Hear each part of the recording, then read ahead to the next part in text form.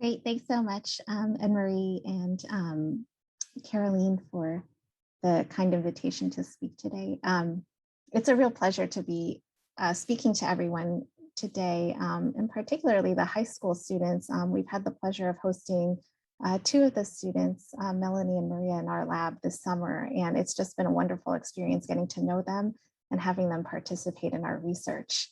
Yeah, so today, I am going to be talking a little bit about the research that I'm doing, as well as sort of my path to doing this research, because I think that actually may be one of the most interesting parts, especially to the students as you're just starting on your journeys and trying to figure out what you want to do in your careers. Yeah, so my research focuses on characterizing tissue microstructure in the living human brain using high gradient diffusion MRI. And it really actually brings together a lot of different influences over the years, starting from the time that I was actually in high school. So I was sort of trying to think back to what I did when I was in high school over the summer, since I think many of the students, including Melanie and Maria, who are in my lab, are actually spending their summers this summer interning with us, at least virtually. So actually, when I was in high school, what I spent a lot of my summers doing was actually playing tennis. My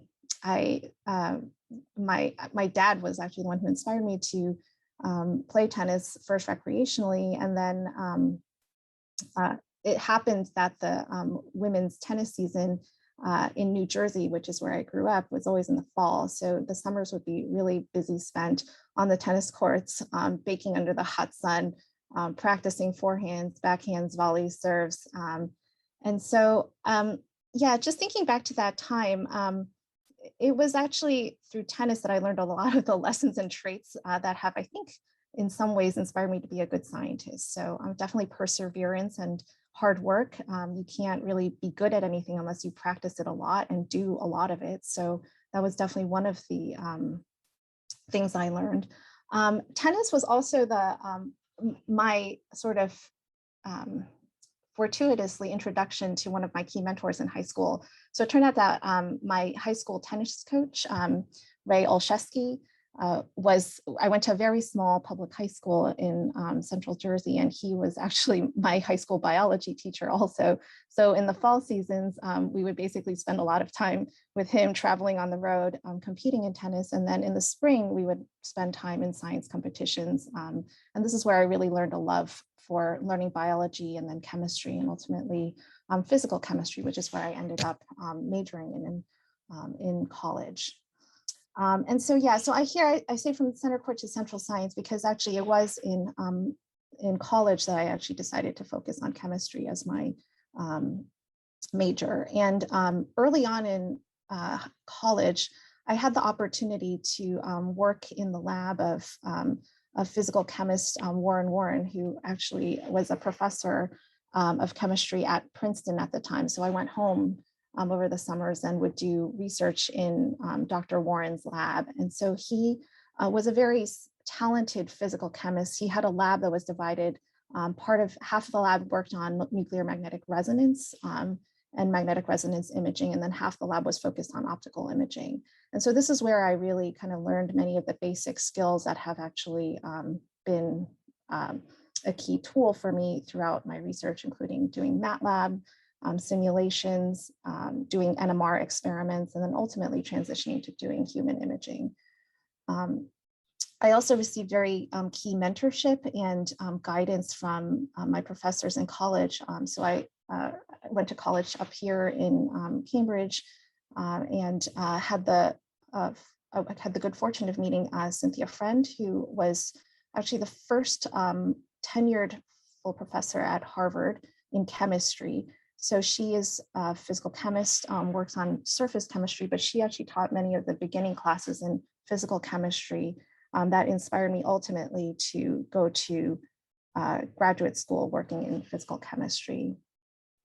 And then, yeah, Eric Heller, who is a theoretical physical chemist / physicist. And Rick actually introduced me to a lot of the merits and beauty of doing theoretical science and sort of what theory can help inform us with. And so I think having this really strong underpinning of both the experimental appreciation, working with Warren and Cindy, and then also with Rick, I was really inspired to go on to doing graduate studies in chemistry. At the same time, I had this real yearning to make whatever research I wanted to work on in science relevant to human health.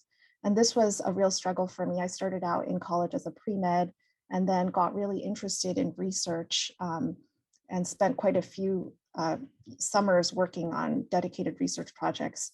So when it came time for me to actually decide what I wanted to do at the end of college, I was really struggling with sort of, do I do a PhD? Do I do an MD? And at the end, I decided, okay, I'm going to do the PhD because I really like science. And hopefully, if I want to apply it to medical science, I can learn that later. So yeah, so this is actually a picture of me at the time that I was graduating from college.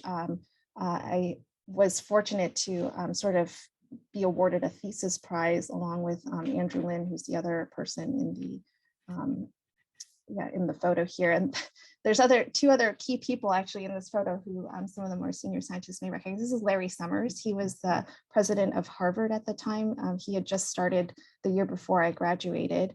And he actually played a very seminal role in advancing women in science inadvertently.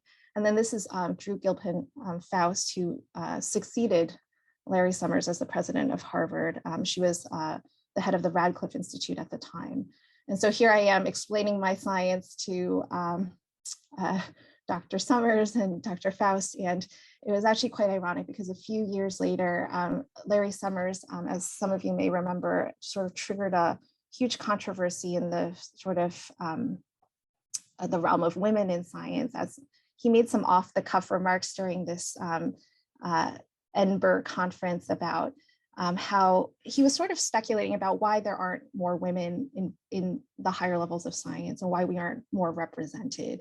And I think there were a few hypotheses he had set forth, including the fact that those opportunities may not be readily availing themselves to women, that there may be societal sort of pressures that sort of force women out of the pipeline as they progress up the ladder.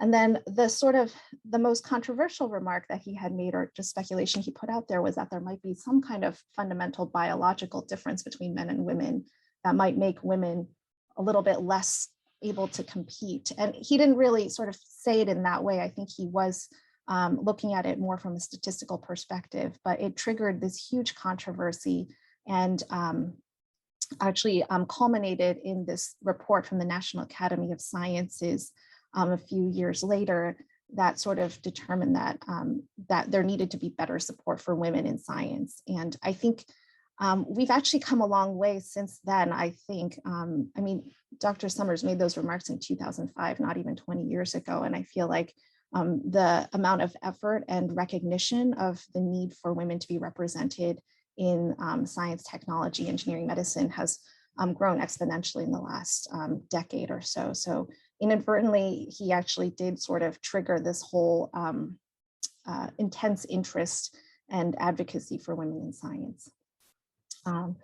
So anyway, getting back to my path, yeah, I decided to go to graduate school focusing on physical chemistry. And so I did a PhD in physical chemistry. I graduated in 2006 from UCLA. My dissertation topic was somewhat a little bit removed from what I do these days, although it was the foundation of what I do now. So my thesis topic was about nonlinear spin dynamics in solution NMR and MRI, using these sort of, and trying to use these sort of interesting spin dynamics to enhance contrast and sensitivity in NMR and MRI. And so it was basically like a thesis born of mostly focusing on theory, simulations, and some experimental results, most of which were done on an NMR spectrometer at 14 Tesla. So up until then, I hadn't really done very much human imaging. And I had sort of these lofty goals of trying to apply these esoteric physics to diagnose cancer. And so to me, actually, cancer biology was really something of great interest. And to some degree, I don't think I would have moved into the field of human neuroimaging had it not been for some fortuitous encounters and introductions at the ISMRM meeting in 2006. I was basically on my way out of PhD graduate school and in my mind NMR. And then I happened to be introduced to Bruce Rosen and Larry Wald. Interestingly, Larry Wald, his graduate student Fa Xuan Lin, I had actually been matched up against as a Young Investigator Award finalist that year at the conference. And so that was how I got introduced to Larry and Bruce. And so I had decided at that point that I really wanted to focus on science that would be relevant to human biology. And I had decided to do a medical degree after the PhD, and that brought me to the HST program here in 2006. And so, yeah, that was really the foundation of how I ended up here at the Martinos Center. And then through a few sort of encounters as my research evolved here, this is how I came to do the research that I do today. And so my research today actually focuses on probing tissue microstructure in the living human brain using diffusion MRI. As many of you are familiar with, MRI is basically a really key imaging modality, especially for studying the brain. Diffusion MRI uses the diffusive motion of water to probe structures on the micron level. And so using diffusion and our understanding of diffusion physics, we can actually infer the microscopic structure of tissues on a size scale that's much smaller than what the actual voxel size of MRI is. So in MRI, we can only really image on the order of millimeters in size in terms of the voxels, just because of basic sensitivity limitations. And through diffusion MRI, we can actually kind of get down to the micron level and say, try to image or infer the sizes and shapes of cells and axons within the brain.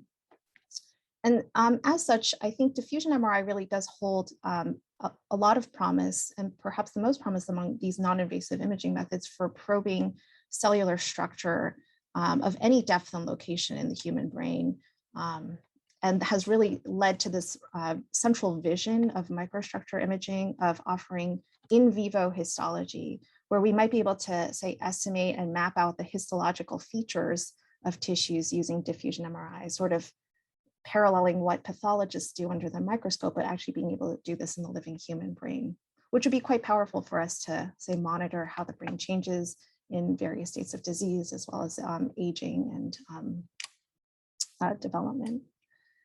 So yeah, so in terms of how diffusion works, and this actually kind of goes back to my roots as a physical chemist, these diagrams here essentially illustrate the elementary mechanisms of diffusion. And so, yeah, what is diffusion? Diffusion is basically the random thermal motion of water. And we think about it as occurring in different regimes. And I've broken that down into 3 here. So when we think about water just diffusing freely without any barriers, we can characterize how that water is diffusing through the distance at which the water molecules are sort of dispersing. And that distance will increase linearly with roughly with the square root of the diffusion time, so how long we let the spins evolve. But in the presence of barriers such as cell membranes or myelin and axons, the water molecules, they'll diffuse and then they'll actually hit the boundaries and they won't be able to move any further. So if you were to kind of map out the diffusion distance, which is one of the things that we can indirectly do with MRI, you'll see that at some point the signal plateaus. And it's really by trying to differentiate these various regimes that we can gain sensitivity to the barriers that the water is diffusing in, and then infer sort of what the structure of the human tissues are. And as it turns out, we're very fortunate in MRI to be in this really nice sweet spot, this regime in which the diffusivities of water and tissues are on the order such that the measurement times that we can use allow us to probe sizes down to around 10 microns or so. And that's really gets us to cellular size. So in terms of how we actually sensitize that diffusion MRI signal to various structures, I'll go through some of these basic sort of spin dynamics, sort of, or the basic pulse sequence just to illustrate. But essentially, we can sensitize the diffusion MRI signal to, we can sensitize the MRI signal to diffusion by using the spin echo sequence. So we apply a 90-degree pulse We let the spins evolve. In the absence of any diffusion, in fact, after this sort of sequence of events, we can recover the full signal. And so it's really in the presence of diffusive motion that the spins will actually move around in the presence of these spatial gradients, and the gradients will actually encode the changes in the position, and such that you'll actually get an attenuation in the MRI signal. And that attenuation then allows you to infer what the diffusivities of structures are. And the reason I'm going through this really basic sort of sequence diagram is to try to convince you that we need better hardware to actually do this better in the living human brain. So why do we need strong gradients in particular? So those are the gradient fields that actually encode how the sort of spins are diffusing. On a conventional MRI scanner, we can't really push the sort of encoding power very high. So we actually have to play out these gradients for a very long time to get kind of our signal, and that results in a lot of signal loss. So on this Connectome system that was developed here at MGH and was installed in 2011, at the time that I started residency here in radiology, we had the privilege of getting this really unique system. It was a one-of-a-kind system at the time that has much higher gradient strengths. And so we can actually achieve this diffusion encoding in a much shorter period of time and get much better signal, much better sensitivity to the diffusion MRI sort of signal. And so there's a slew of benefits that come with having these higher gradient strengths, one of which is that we can actually improve the resolution and how small of a structure you can probe with the diffusive motion of water. And so that was what sort of really captured, I think, my interest, many other scientists' interests using this Connectome scanner. So the Connectome scanner was a huge effort sort of spearheaded by Larry Wald and his group as a technical development sort of feat that was achieved in collaboration with Siemens. And so it culminated in the delivery of this ultimate diffusion machine, which had 7 times higher their clinical gradient strength, operating with power that is equivalent to the amount of power needed to drive a nuclear sub. And then with a slew of other technical advances, including accelerated imaging to try to achieve whole brain imaging through this simultaneous multi-slice technology developed by Cowan Sutzenpop and the team. And then also a very high sensitivity receive array coil developed by Boris Kyle. In aggregate, these advances allowed us to achieve nearly 10 times increase in sensitivity for high B-value diffusion, that is for very strong diffusion weighting, which is what we need to get sensitivity down to the micron level. So the goals of the first Connectome project, I mean, using this instrument initially, the explicit goal was to improve diffusion tractography. And the idea was if we can encode the diffusive motion of water and get better sensitivity to that, we might be able to, say, probe the fiber crossings and recover more crossing fibers in the brain, ultimately allowing to do better tractography and trying to really track through these difficult areas where there's many complex fiber configurations. But what happened as a fruitful byproduct of this technology development was a huge interest actually in using these high gradient strengths as an in vivo microscope, meaning that we could actually get detailed characterization of microscopic structures in the brain like axons and cells using measurements on this unique scanner. And so what do the high gradient strengths afford us? Well, through a variety of sort of compartmental models, biophysical modeling, we can extract quantities like the relative volume fractions of water inside and outside of axons. So we can actually try to figure out, how much of a certain type of tissue is present. We can start to sensitize ourselves to very small compartment sizes. So we can actually estimate quantities such as axon diameter. And then as was used in the original Connectome project, we can try to better delineate orientation distributions and fiber crossings to really resolve that orientational motion of water better. And so one of the models that had sort of captured my interest and attention early on was this Excalibur model, because it actually had very strong underpinnings in the sorts of things I studied as a graduate student. And the idea was that, well, this method, which was developed by Peter Basser and Yanni Vassaf, they basically said, what if we just thought of axons in the brain as these cylinders, these impermeable cylinders? And we could then model diffusion, say, within the cylinders as restricted diffusion, and then water outside the cylinders as sort of more hindered, but still able to move water in the extraaxonal space. And so they perform these types of experiments in nervous tissue on a small bore scanner using fairly high gradient strengths, higher than what we were, at least on the order, I think higher than what we were able to achieve on the Connectome scanner. And this is what they did. So they did multiple sort of diffusion MRI experiments, varying the diffusion times, the diffusion weighting. And the idea is that at different diffusion times with different weightings, different populations of axons will exhibit restricted diffusion. And so by taking these sort of extensive signals, you can actually use those to map it to a multi-compartment model and get sensitivity to a distribution of axonal sizes.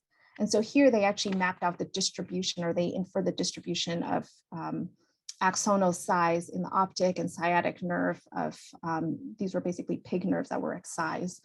And what they found were these distributions centered at various diameters that matched up to what they saw qualitatively under the microscope. So the optic nerve seemed to have smaller diameters than the sciatic nerve, which is actually well known if you look at this under histology. And so one of the original postdocs working on the Connectome scanner, Jennifer McNabb, realized was that, well, maybe we could do this kind of experiment in the living human brain. So Jennifer was actually quite intrepid, and she went ahead and implemented this Excalibur model and acquisition on the Connectome scanner. At the time, because of the amount of data that you have to acquire, she only really focused on the corpus callosum and sort of did diffusion measurements in one direction and acquired a lot of data. And so basically I collaborated with Jennifer and we worked on this paper to demonstrate the importance of having these high gradient strengths to actually get coherent estimates of axon diameter. And to me, I think this is a real illustration of the collaborative efforts that are needed in science in order to advance any important project forward. So as Bruce was alluding to, collaboration is essential to the Martinos Center. I really felt like the collaboration that Jennifer and I had going really exemplified that. So Jennifer, at the time, she was a postdoc, and she was actually moving on to a faculty position at Stanford. So she gave me all her data, gave me the sequences, put me in touch with her collaborators, and asked me to continue the project. And we actually collaborated for a good year and a half after that to try to finish this project from opposite coasts. And then as an illustration of sort of the collaboration and sort of fortuitous meeting of the minds that we have here at the Martinos Center, I was fortunate to have Apo Numan-Ma, who is now faculty here at Martinos Center working on transcranial magnetic stimulation. But at the time we were office mates, and he has a very strong background in Bayesian inference and modeling. So he actually helped implement the framework that we're now using to do this axonal diameter mapping. And I don't think that would have been possible without his sort of dedicated effort just on the side, helping me out as my office mate. So yeah, so this is now the kind of acquisition protocols that we've refined to do on the Connectome scanner. So we wanted to basically expand this axon diameter mapping outside of the corpus callosum to the whole brain. In order to do so, you have to start sampling the diffusion signal in multiple directions while still acquiring enough B values and diffusion time data. So it's still quite extensive, but taking advantage of all the developments that were done for the Connectome scanner, we were able to get a protocol like this down to less than an hour or so. And these are the sorts of maps that we've been able to generate now in basically healthy volunteers, mapping the whole brain for quantities like axon diameter. And so this work was really advanced by Chuyen Tian in my lab. So it turned out that Chuyen was Jennifer's first graduate student at Stanford, and she actually recommended that he come to the Martinos Center for his postdoctoral fellowship. And he's still here and will be becoming faculty very shortly. And so it's a real, I think, illustration of sort of paying forward the mentorship and support that you've had from others to be able to collaborate and continue working together. So yeah, in these initial results actually were very encouraging. From the first few patients or first few subjects we did, we saw that there were certain tracts in the brain that actually popped out. So the corticospinal tracts seem to have much larger diameter than other tracks in the brain. And there are also some very interesting features that we saw, including sort of these anterior to posterior gradients in axon diameter, smaller diameter fibers in the frontal lobes, and larger diameter axons in the parietal and occipital lobes. And these findings are actually in very good agreement with what's been sort of noted from the non-human primate literature, where they've actually mapped out the axon diameters and kind of correlated with them with the length of the fiber projections in the brain. So this whole sort of field of microstructure imaging has inspired us to now kind of push the limits of technology further. And the reason we're doing that, and so we're embarking on this Connectome II effort, which is a Brain Initiative funded project that is pushing the limits of non-invasive imaging technology for a study of human neuroscience. And so the reason that we've actually decided we need higher gradient strengths is that even with this 300 millitesla per meter system, we realize that we're only sensitive to probably the largest diameters, the largest axon diameters in the brain. And that in fact, the kinds of diameters that we're seeing here, which are kind of between 3 and 6 microns, they're actually nowhere near the sort of median diameter of human axons, which is actually like less than 1 micron in size. And so the inspiration for doing Connectome II and pushing the gradient strength even higher, nearly doubling it to 500 millitesla per meter with concomitant increases in slew rate, is really to try to gain better diffusion sensitivity. So along with that, we're embarking on upgrading all of the components of the scanner, including developing higher sensitivity receiver arrays, doing real-time eddy current correction to try to correct for distortions that occur at such high gradient strengths. And then also a very important component of this project, and one that I actually want to make sure I get to before the end of this presentation, are the validation efforts. So one of the key barriers to advancing the field, I think Bruce mentioned in his talk that there were sort of 4 barriers to innovation. In addition to those, I would add that people just don't believe what you say. So this was a very, I think, significant controversy in the fact that we presented these results and people were like, this can't be real because your diameters are much larger than what human axons are. So I think in order to really gain credence to these methods, we need to do systematic and rigorous validation. And so we're going to do this multiscale validation by trying to compare the diffusion MRI measurements with what's actually seen under the microscope with high resolution microscopy, electron microscopy, which we're working on with Jeff Lichtman and his group at Harvard.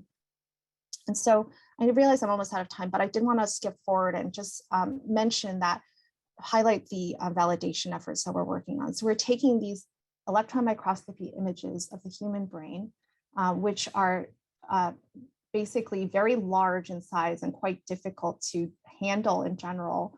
And we're attempting to segment this so that we can actually get substrates with the actual axonal size and myelination. And so this is work that Xuan and Hongxi have been working on extensively.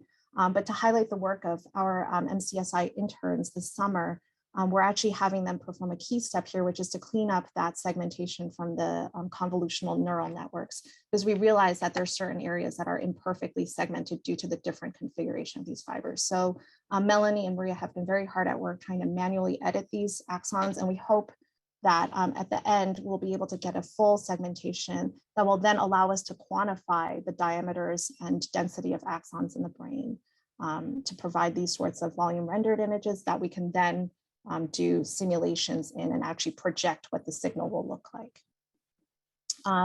And so, yeah, I want to thank you all for your attention. I also wanted to just thank everyone that I've worked with on this project and others in the past.